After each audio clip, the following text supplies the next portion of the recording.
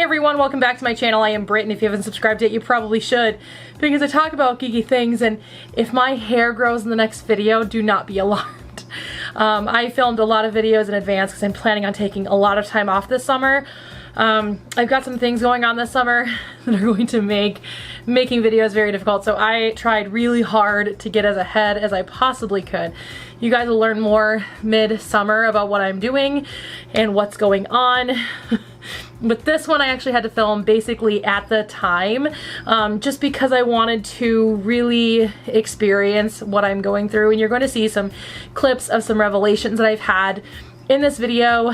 But today we're going to talk about my journey into intuitive eating. So what is intuitive eating? Intuitive eating is simply just eating. It is listening to your body, and it is eating when you're hungry, not eating when you're not hungry, and not attaching moral value to food. Food is not healthy or unhealthy. Food is nutritious and less nutritious.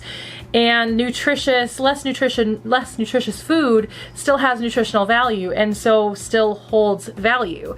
And that's the point of intuitive eating, is learning that food itself does not have moral value. It is not good or bad. It is simply nutritious or less nutritious, and that's what I'm learning. As somebody who has dealt with binge eating disorder and anorexia in the past, I am somebody who really wanted to overcome my eating disorder. Now, granted, my eating disorders are also symptoms of my mental health, or so my therapist tends to tell me. And so as I overcome my CPTSD, I should also therefore overcome my relationship with food, my negative relationship with food. But at the same time, I think it's important for me to truly overcome it by becoming food positive, or just have food freedom, and not putting that moral value onto food, which was the point of me getting a dietitian and learning more about intuitive eating. Intuitive eating also does not necessarily come with intentional weight loss, and as I've said many times in these health videos that I've talked about, by the way, if you guys are new to this, please check out my first video. I will link it at the end of this video. And honestly, if the talk of eating disorders or food in general triggers you, I do apologize. There are so many other videos on my channel for you to watch that won't trigger you. But I feel like it's important that we start talking about things like this, because it's important that we leave diet culture behind. And if we left diet culture behind, we would have a lot less trouble with eating disorders. Diet culture is destroying the world. It is destroying women's lives, men's lives too, but women are this just victim instinctively of diet culture, because we are told that in order for us to be worth anything, we have to look like models in magazines, when that's simply not true. Everybody's body is different, and very few people are going to have the body of the models in those photographs, because the models in those photographs don't usually even have those bodies. They are altered tremendously in editing. And I think that it's so important for us to start talking about these things and start learning that we need to leave diet culture behind, and we need to better ourselves in that regard and better our relationship with food. So that's what I'm doing. I am learning to have a better relationship with food. Now, I like to joke that it's great to have a dietitian that gives me homework that is eat fast food this week, or like today I'm eating popcorn. I've eaten bagels, which are all things that I have been told are unhealthy, and we need to stop eating them. But I miss those things, and I want those things in my life, and it's working because I have not even finished that bag of popcorn, and I cooked it hours ago. It is so important for us to remember that food freedom is a really great place to be, and I'm not there yet. I mean, this is just the beginning of my intuitive eating journey. And I don't know how long it's going to take for me to actually have food freedom and body neutrality and body positivity with myself, but I'm getting there and I'm working on it. And so go ahead and take a look at these really disjointed clips of me kind of experiencing time with my dietitian early on. I did stop taking clips from this venture, but I will in the outro at least give you guys a better understanding of how I feel now. I had my first meeting with a dietitian yesterday, and I decided I want to vlog this experience because I think more emphasis needs to be put on intuitive eating and less on diet culture. And so I wanted to do this video about me just exploring the concept of diet culture and exploring the concept of intuitive eating. And so it can be hopefully bringing value to other people. It's gonna be one of my health journey videos, and I'm very excited to go on this journey of intuitive eating. And I don't know when this video is gonna actually be going live. I know that I'll know it when I feel like it should be the end of the video, because intuitive eating can take years to get used to, but I'm not gonna spend years making a video. So we'll see when I'm finally at a place where I feel like I have brought the most value to the start of the concept of intuitive eating.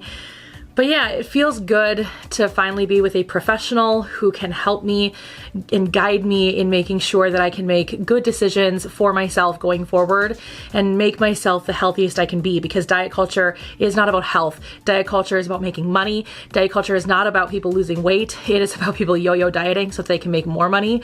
And so if you really want to be healthy, or if you really want to eat right, what you need to do is focus on intuitive eating, and I'm excited to learn more and to bring value to it.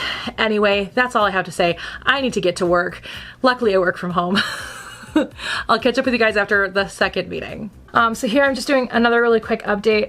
I've not had my second appointment yet, but I just want to do this update because I am currently on my Instacart app trying to do some grocery shopping, and I've decided that I want to buy Nutella. Now Nutella, people have always told me time and time again that because you don't store it in the fridge, that it's actually not really good for you, that it's filled with all kinds of additives. But you know what? I want Nutella. That sounds really good this week, so I'm gonna get myself Nutella, and that, ladies and gentlemen, is intuitive eating. You don't put value like that on foods. It's so dangerous to do that, because that is what creates disordered eating. And I feel like having maybe some Nutella toast this week. Who knows? Maybe I will, maybe I won't. The whole point is I can have it in the house and not say that it's a bad food, that it's a bad thing for me to eat, and be okay. And I probably won't end up eating it a ton. So there you go. But I thought I'd do that little update because I feel like this is a small success within the larger scheme of intuitive eating for my journey on this intuitive eating journey that I'm going on. There we go. I'll see you guys in the next update. So I have a little bit of an update. Pretty decent win, actually. So this two kind of big wins, and I know they may sound weird to you, but you have to understand where I'm coming from. I'm coming from an eating disorder. So my big win this last weekend was understanding when I'm full, which is something that I've always struggled with, because nobody's ever cared when I've been full, in the sense of you just finish what's on your plate regardless of whether or not you're still hungry. So I was able to recognize that I am no longer full, and by just simply looking at my food, by just simply looking at my food and going, this doesn't look appetizing anymore. I don't want to eat this anymore. And that is a huge win for me. The other big win actually happened this morning, where I ate a part of my breakfast in my kitchen. So if you guys don't know, I have set a lot of serious rules for myself because of my binge eating, one of which is I don't eat in the kitchen. That was a therapist from a long time ago that advised me of that. Don't eat in the kitchen because that can be triggering for you, and so if I'm in the kitchen, it's just a lot easier for me to continue to eat. So I have made it a point to prepare food in the kitchen and then walk away from the kitchen and eat, whether that means I'm sitting at the kitchen island, which is technically outside of the kitchen upstairs in my parents' unit, or I'm somewhere completely different in the house. I'm not allowed to eat in the kitchen. So this morning I actually ate part of my breakfast in the kitchen. And the reason why that is a big win is because my homework this week for my dietitian, I have had 3 full meetings. One was the introductory and then 2 since then. but she's asking me to break some of my rules. And this week is actually kind of the perfect week because I just found out that I'm scheduled to go help out at my church, and there is a huge rule that I've set for myself that will be really weird to break this week, but that is that I don't eat before church. And because of that, I kind of accidentally intermittently fast on Sundays, and my dietitian, while we don't set rules because intuitive eating is about not setting rules, eat when you're hungry, stop eating when you're not hungry, eat whatever you want, whenever you want, however you want. But she wants me to break rules. So this week, I'm going to have a little something to eat prior to going to church, and that's gonna feel really weird for me because I've always been raised to believe that is relatively sinful. Let me know if you guys were raised that same way. I still can't get over it. So this week I'm gonna be breaking that rule. This morning I decided to break the rule of not eating in my kitchen. I'm supposed to write down all of the rules, so maybe my next update I'll have written down a bunch of rules for you that I've noticed that I'm trying to break, and let you guys know what some of my weird eating rules are. I don't even know if I know all of them, but I'm trying to break some of them this week, and so that's gonna be very interesting. But I thought I'd share that. I'm very excited to continue this journey on intuitive eating because it makes me feel better knowing that I don't have to restrict myself. I don't have to not eat chocolate. Like if I want to eat chocolate, I can eat chocolate. But at the same time, and I guess this could count as a win as well, but at the same time, like chocolate is starting to slowly become just another food in my pantry. Like it's not like, oh, I can eat chocolate whenever I want, so I'm just gonna eat chocolate all the time. Like a lot of people, like I thought too, when I first thought of intuitive eating, I was like, well, then that's all I'm just gonna eat is just chocolate. Like I can eat chocolate, I'm just gonna eat chocolate all the time. But now that I've given myself full permission to eat anything I want, chocolate has now just become, I kind of feel like eating some chocolate right now. That sounds good. Not, ooh, gotta eat the chocolate. So I just think it's really cool. I think I'm just having so many wins so early in my journey, and I'm excited to continue this journey. So there you go. That's my update. So I have now had a couple more meetings with my dietitian at this point, and we're focused on me breaking eating rules that I've set up for myself over the years, for whatever reason, to try and give myself a little bit more food freedom. And so I've been doing that for many years. I've eaten vegetables before I've eaten anything else. That actually was just a habit that my sister ended up accidentally creating with me because that's how she fed her kids when her kids were young. And so when I babysit them, I did that too, since that's how my sister wanted to feed them, and so I would eat that way too, since I would eat with them. So for a long time, that's what I've done, and I still prefer doing it that way. I still enjoy eating that way, so I did break that rule one night, but I still find myself that if there is separate like meat, vegetable, starch, or grain of some sort on my plate, I will still go vegetable first, and that's okay. There's nothing wrong with that. There is no reason why that was a bad thing. It's just that was a food rule that I decided to try and break and see how I felt about it. Another one was eating in my kitchen. So if you guys don't know, a therapist a while back told me not to eat in my kitchen because just like the bedroom should be for sleep and sex, the kitchen should be for making food, not eating food. So when you have binge eating disorder, you try to avoid triggers to binging, and for me, being in close proximity to food can sometimes lead to binging. So my therapist at one point told me, not my current therapist, an older therapist told me, don't eat in the kitchen. My current therapist that doesn't understand why that would even be a thing. And same thing with my dietitian. She's like, no, that's silly. I mean, if it works for you, great. But I broke that rule, and honestly, I don't necessarily like standing in my kitchen and eating, but if I'm eating a quick snack while I'm waiting for something to warm up, like if I'm eating an orange, or well, I say an orange, I eat clementines, not oranges, but if I'm eating a clementine while I'm waiting for something to heat up, or I'm eating a piece of chocolate, or whatever, I'm not gonna go and sit down on my couch and then get up, go back to my kitchen. I may as well just stand in my kitchen and eat those things. And this has also led me to like understanding ways that I have been, even though in my brain I understand that all food is good food, how I've still been restricting myself. Like syrup, for example. I used to limit syrup intake to just Friday, Saturday, Sunday. And now I've realized why that's silly. If I want syrup, I can have syrup. So this morning I had syrup, last Thursday I had syrup. So it really does make a difference when you stop restricting yourself. Plus, one other big one that I just noticed this morning was that I was gonna have chocolate with my breakfast. I wanted chocolate with my breakfast, sounded good. I forgot to eat chocolate this morning, and now I don't feel hungry. So now I'm not wanting to eat chocolate. This is a huge win for me because food freedom is all about just letting yourself eat without guilt, whatever you want to eat. But once you do that, all the foods that you used to binge on or all the foods that you used to eat obsessively become like any other food. And so now, even though, yeah, you know what, chocolate sounds really great, I have no real desire to eat it because I'm not hungry and my body isn't needing nourishment right now. And that's so cool. Like, just like a month into this essentially, and my brain is already rewiring itself to understand that there is no such thing as bad food. So my homework this week, even though I'm depressed because I no longer have the chocolate turnover, oh, so angry about it, so angry about it, is to eat Arby's. Why?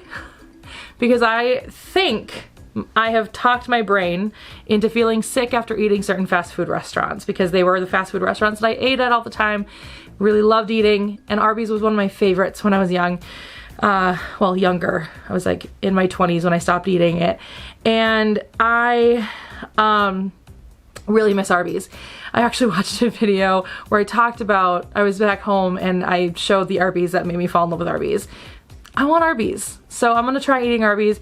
I'm gonna see how I feel beforehand, if there's any anxiety. I'm gonna see how I feel while I'm eating Arby's, and then I need to see how I'm feeling after Arby's. Does it actually make me sick, or was it a mind over matter thing that taught me that I need to feel sick because it's bad for you? So it's gonna be really interesting to see now with the mindset that I'm at a month in, if I can eat fast food. And I'm gonna check in like this every once in a while as I'm going through this intuitive eating journey, for me to really start understanding what my brain has done to me while being engrossed in diet culture. So there you go.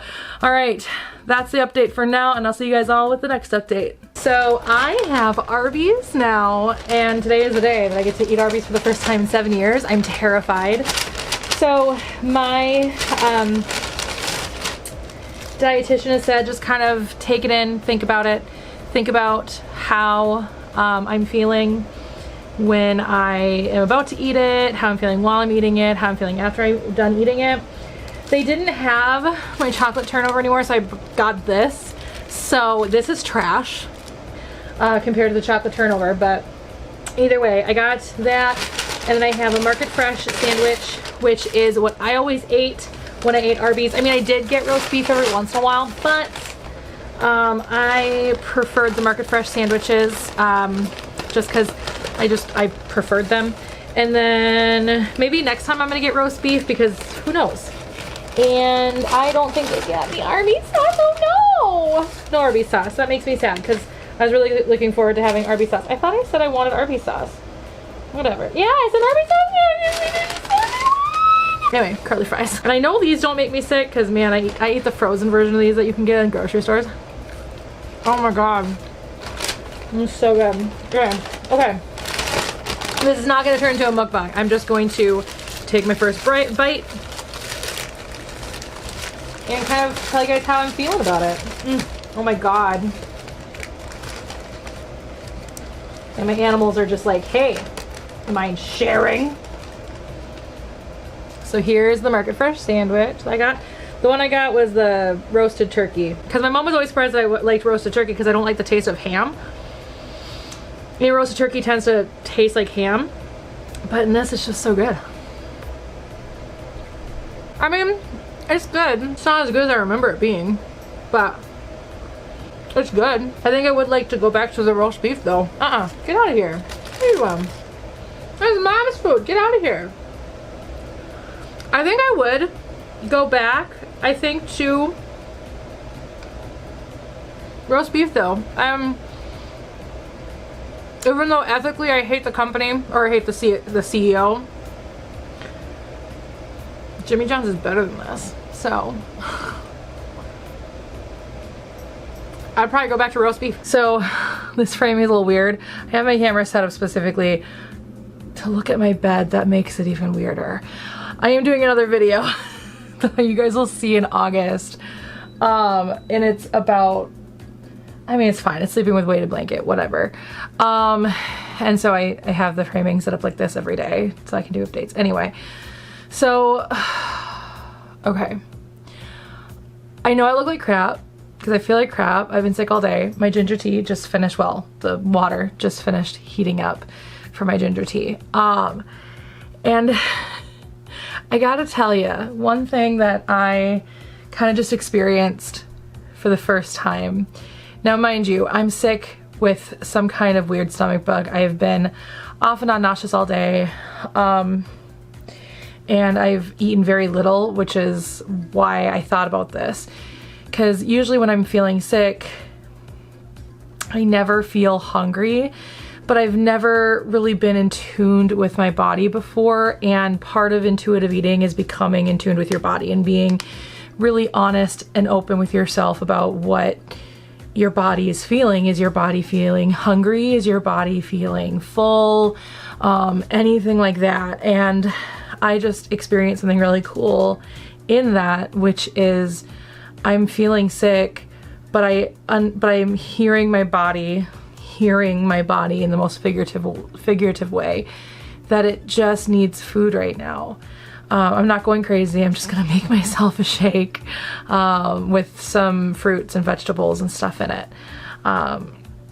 But that in itself was just a really cool moment, because again, generally when I'm feeling like this, food is generally the last thing on my mind, which is usually whatever, it's fine.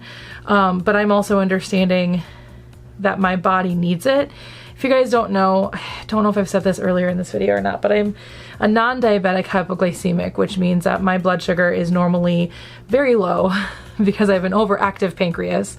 And so, like, to put into perspective, the last biometrics I did, which was just like about a month or so ago for my job, the last biometrics I did, my fasting blood sugar, my fasting glucose was 52. So just put that into perspective as to how low my glucose levels can drop sometimes. And I didn't even feel that. Like, that's generally something you should be going to the doctor for. I wasn't even feeling it. So that's how low. Like, my normal not fasting is about 99. That's my normal not fasting. That's where you should be at fasting generally. And that's my normal not fasting glucose level if I don't fast before the glucose test. Anyway, so I know that I have to eat. And so usually when I'm feeling this way, I still manage to slowly kind of get my body to eat, because I know I have to, because I know that if I don't, it could be very detrimental to my health. And I use the same techniques that I did, trigger warning a little bit, when I would go through my anorexic stages. Because there was a time in my life where I thought, hey, here's a good way to lose weight. Let's just not eat at all. And that's a calorie deficit, let me tell you.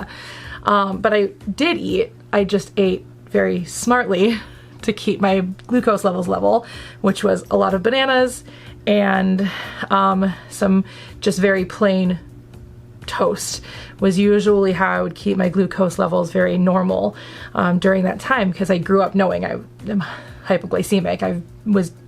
I've known that pretty much my entire life. And so I got smart and learned ways around it when I wanted to be basically anorexic, for all intents and purposes anorexic. And so I've been doing that all day, and I do that whenever I feel this way, because I know that food may not stay down, but I've been successful in it staying down all day so far. So I'm being very careful with bananas and toast, that's it, all day. But now I'm like, but I want something more nutritious. And all of a sudden I went, you know what sounds really good? A shake. A shake sounds really good. And I think because I was starting to think about putting spinach in it and putting some strawberries and bananas and raspberries in it and maybe a little cacao in it and some milk in it. And these are all nutrients that I haven't had today. I've had 4 slices of toast. I had some for breakfast just to see how my stomach would do. I had a little bit right around 11, and then I had a banana around 1. And now we are at, what time is it? Now we're at 2:30, and the banana just didn't suffice me long enough, but that's because that's just carbohydrates. There's no fat and no real protein in it. So that's why my body's like, hey, still a little hungry, friend. So now I'm thinking I want a shake, and that is a first for me. Usually if I start craving something, it's usually super sweet, like chocolate, or I crave peanut butter, and I'm not, and even so I was like, maybe I'll put some peanut butter in it. But then I remembered I had peanut butter with my second round of toast because I wanted to up it a little bit and see how I was gonna feel after that. And I was like, not that there's any reason that I shouldn't have peanut butter, there's not. I could put peanut butter in it, but I was like, but I'm not wanting to put peanut butter in it. It's wild when you start really altering your brain on how just to listen to your body, and your body will tell you what you should be eating. It's honestly true. I thought it was crock, actually, to be honest. I genuinely was like, this isn't real. And turns out it is. It's real, and I'm feeling really good about it. So I am going to go make myself a shake, and I'm gonna sit down on my couch again, curl up in my blanket again. I am in my pajamas. I have not gotten dressed all day. And I'm gonna watch some Big Brother 3, and I'm going to slowly drink that shake and slowly drink my ginger tea and hope that I start feeling better soon. I need to go back to work tomorrow. I hate missing work. It is my least favorite thing to do, and it feels even worse knowing that I'm working from home, and it's like I could have worked today, but I also know that that's one of the reasons why I was sick all through retail, was because I never allowed myself to be sick and never allowed myself to rest and get better. So I'm gonna go do just that. But I hope you guys enjoyed this little segment. I know this is like the longest segment other than the intro and outro, but it was a big win for me. Like, this is where I'm starting to really feel like my brain is really starting to reprogram itself. I mean, there's still a long way to go. There's still a very long road after this. Intuitive eating can take sometimes years to really take root, but I'm starting to see the beginnings of it, and that is really exciting for me. So I'm really enjoying it, and obviously my meetings with my dietitian have really helped, because I don't think I could have done this on my own. I could have like done some of this on my own, but really hearing her perspective and really hearing her as a professional tell me things that I already knew, and just her reinforcing the things that I already knew, like superfoods is a marketing ploy, and you know, you need like 1,500 calories just to survive. Your body needs that just to survive. Now my metabolic, my basal metabolic rate is not 1,500. I'd have to look at that again, but I have figured out my basal metabolic rate. But still, like, the average person's is like 1,500, and that's just to make your body function, which is also why I think my body is really telling me to start eating, because it's, my brain understands that, and my brain needs to remember that, and now it's going, hey, we're not there yet. We're not even close.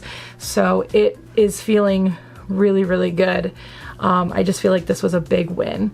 But I'm tired again, so I'm gonna go lay down. So I don't know where the last update was, to be honest, but I have had a lot of revelations over the last few months that I've been doing this intuitive eating journey. I have learned that the fast food that used to make me sick was actually mind over matter, that I'm not actually as ill as I usually think I am after eating certain things. Even bagels don't sit with me the way that they used to. I used to eat bagels, and then they would sit like lead in my stomach. It was awful, absolutely awful. But it was mind over matter because I was told that these things are unhealthy and so therefore we're bad, but they're not. It's just a matter of just allowing yourself the freedom to eat what you want to eat when you want to eat it. I know a lot of people worry about the concept of intuitive eating, especially when it's binge eating disorder, because if I am allowing myself to eat chocolate, then why don't I just eat chocolate for the rest of the day? All day today, I should just eat chocolate.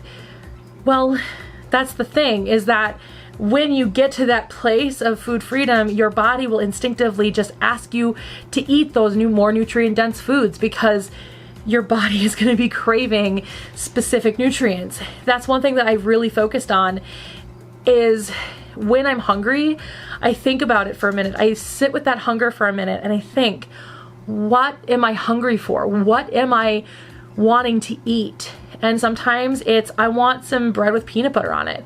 Well, maybe I'm craving carbohydrates, or you know, I'm just craving, you know, these pistachios look good. Well, I'm craving protein and or fats. So it has everything to do with just listening to your body and understanding your hunger cues and understanding from there what your body needs. What is your body asking you for? If your body is hungry, that means that it wants nutrients and you should be able to give it nutrients. And so think about it and listen to your body and ask your body, what do you want? I will tell you, I have decreased my chocolate intake by a lot, but it certainly doesn't look like it, because I have Reese's, I have Dove, and I have Lindt Lindor truffles. All is sitting in my pantry. But I don't have to buy them every week anymore. It really is working. Granted, again, I am nowhere near food freedom at this point. This is just the beginning. This is just a starting point. This is just a place where I am feeling the true beginnings of this intuitive eating. And I'm able to pick out diet culture so easily now. I'm able to watch a commercial or an ad on YouTube and go, diet culture, get out of here. We don't need you. And I'm able to look at fad diets and not even think, oh, maybe that's not a bad idea. You have to remember, these people that are cutting carbs out of their diet are doing terrible things for their body. Carbohydrates are your body's #1 choice for energy. Diet culture experts will disagree and say that carbohydrates are the enemy, when actually your body, and more specifically your brain, needs carbohydrates. And so don't listen to diet culture tell you that carbohydrates are the enemy. If carbohydrates don't sit well with you, or if you have a reason why you can't have a lot of carbohydrates, obviously talk to your doctor. But don't just start a fad diet because Susan at the office lost 50 pounds. Really think about what you're doing and understand that food freedom is what eating should be. Without diet culture, intuitive eating would just be eating, because we would just be doing what our body wants us to do from beginning to end of the day. And I think that that's so important. Now, a piece I didn't touch on was exercising. Something else that I really focused on during this time was listening to my body's cues and understanding that all movement is good movement. And if I didn't want to do massive workout that day, I didn't have to do a massive workout that day. Simply just going for a WALK with my dog, or just simply getting up every hour while I'm working and just marching in place for a little while. All movement is good movement. And now if you want intentional weight loss, weight training is definitely the best way to do that, because you boost your metabolism doing that, because you increase your basal metabolic rate. But that is a whole different conversation. I would love to actually sit down with one of my trainers at some point and have that conversation, have that information, and really learn more about it with you. So let me know in the comments below if you guys would like that. I'll reach out to one of my trainers and see if they would be interested in sitting down for an interview video and learn more about that kind of existence. But anyway, all movement is good movement, because your body also needs to move. on a regular basis. And whatever movement that you're allowed to do, whatever movement your body is able to let you do, that is so good. Matter of fact, there's this YouTuber that I follow now, and I'll leave a link to them below, but he is a guided workout trainer that just posts YouTube videos, and his big thing is if you sit out most of this training and you do just one thing, you move for just 5 minutes, you moved for 5 minutes, and that's great. He doesn't expect you to do anything at his level. He doesn't expect anybody to do anything at the next person's level or the bottom person's level. He wants you to do what you can do, because again, all movement is good movement. You don't have to feel overwhelmed or intimidated by deadlifting at the gym. I enjoy deadlifting because I enjoy weightlifting, because my body does it very naturally and very well because I have a lot of muscle. But that doesn't change the fact that that's not the same for everybody. Some people really like cardio. I hate cardio. Like a hike is enough cardio for me. Some people really like calisthenics. Some people really like weight training. Some people really like just walking, and that's fine. All movement is good movement, and that is part of intuitive eating if you really think about it.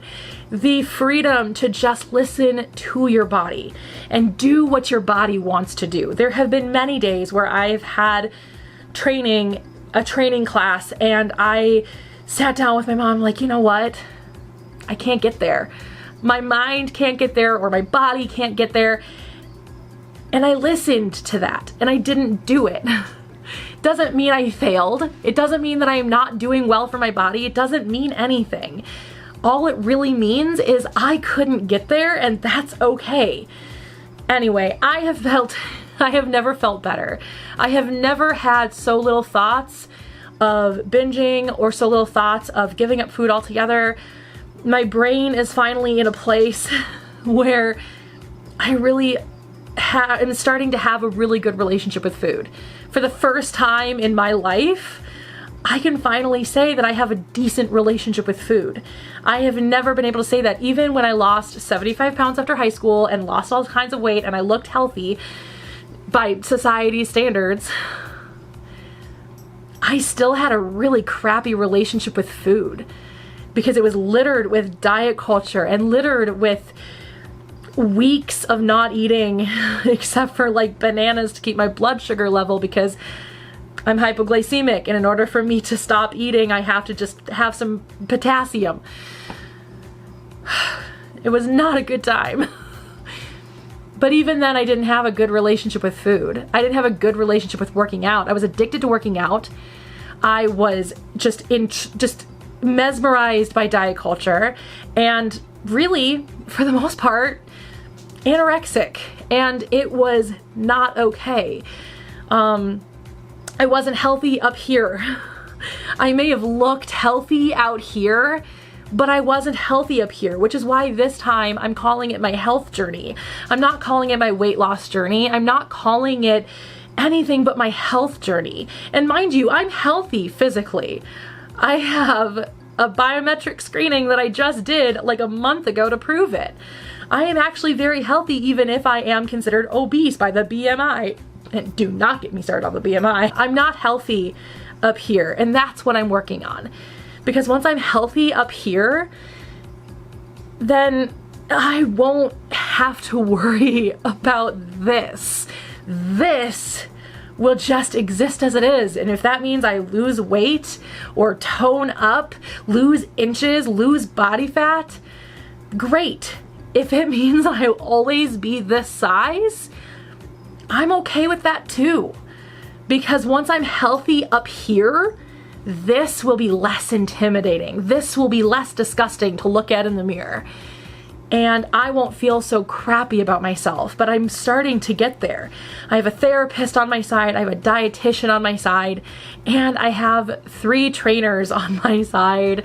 I only see 2 of them because the other one works in the morning, and now that I've switched to morning shifts, I don't work out in the morning anymore, but either way, I digress. They are my list of professionals. I also have a health coach who is on my side, who I check in with once a month. And it's so important that if you have the resources to have a professional help you, I highly encourage you to seek out a professional or a team of professionals. I'm very lucky that I have a very middle-class existence, and I have the ability to have a therapist because I have good health insurance that allows me to have a therapist and a dietitian, and I have enough money to pay for a trainer for right now. I'm very lucky that I'm in this position that I can be in, and I'm never going to say that, oh, everybody should do it, because I understand that obviously not everybody has that ability. And not only that, but not everybody has the ability. That's the other thing, is like the concept of eating healthy is also just really littered in classism, because food deserts are a thing. You can't eat healthy because sometimes you can't afford it. Trust me, I've been there. So next time you judge somebody for going through the McDonald's drive-thru, or you judge somebody for eating less healthy because you're looking in their cupboards and you see processed foods, understand that that's not bad. They're not bad people for doing that. They're not unhealthy for doing it, and they're not going to die younger because of it. Matter of fact, according to my dietitian, so many studies have come out that people who actually are super thin tend to die faster than people who are larger from the things that culture tells us, that our society tells us that fat people are going to die from. Heart problems, all kinds of things like that. New studies are showing that body weight has very little to do with health and what happens when you are healthy or unhealthy, or if you can even gauge health by just looking at a body, which is why the BMI is bullshit. I mean, think about it. The Rock would be considered morbidly obese. Are you gonna call The Rock obese? I don't think you are, right? Anyway, that's where I'm at with all of this. I hope you guys enjoyed this video. Let me know in the comments below if this helped you at all, because I would love to know that this brought some value, or maybe you're thinking about it. You know, I highly suggest, if you're going to go intuitive eating, I highly suggest at least getting a dietitian to help you along the way, because I don't think I'd be where I am without her knowledge.